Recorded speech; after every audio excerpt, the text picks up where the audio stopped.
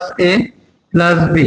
দেখো দুইটা সমান সমান বাহু এ এ আর বি হচ্ছে ভূমি, এই দুইটা যোগ করলে আমাদের আসবে কত? 16 আসার কথা, তাই না? তাহলে 2a plus B equal to কত হচ্ছে? 16।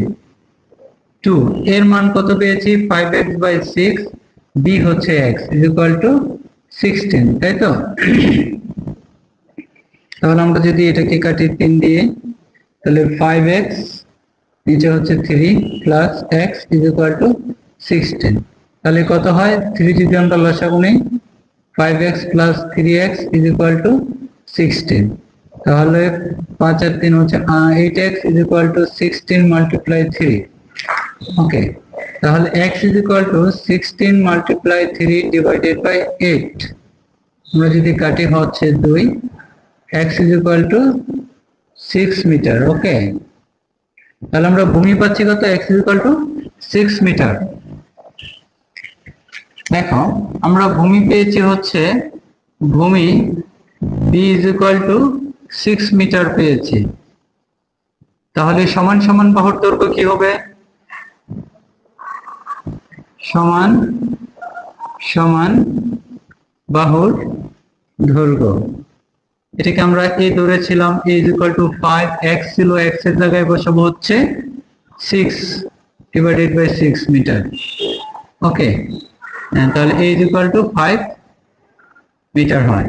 এখন যেহেতু এই ত্রিভুজটার ক্ষেত্রফল বের করতে বলেছে, আমরা জানি সমদ্বিবাহু ত্রিভুজের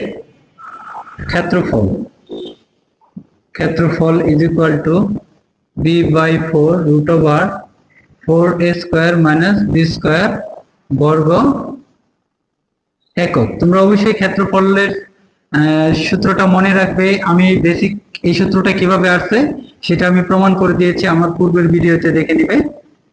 বেসিকের যে ভিডিওটা আছে সেখানে পাবে। 6 কত পেয়েছি? b হচ্ছে 6/4 রুট ওভার 4 ইন্টু a হচ্ছে 5, তাহলে 5 স্কয়ার মাইনাস 6 স্কয়ার। ওকে, দেখো এটাকে যদি আমরা 2 দিয়ে কাটি 3, 2 দিয়ে কাটলে 2, এখানে হচ্ছে 4 into 5 5 25 minus 36। Okay, 3/2, 4 25 100 minus 36 root over 3/2 into root over 64। দেখো 100 থেকে 36 মাইনাস করলে 64, 3/2, 64 কে রুট করলে হবে 8।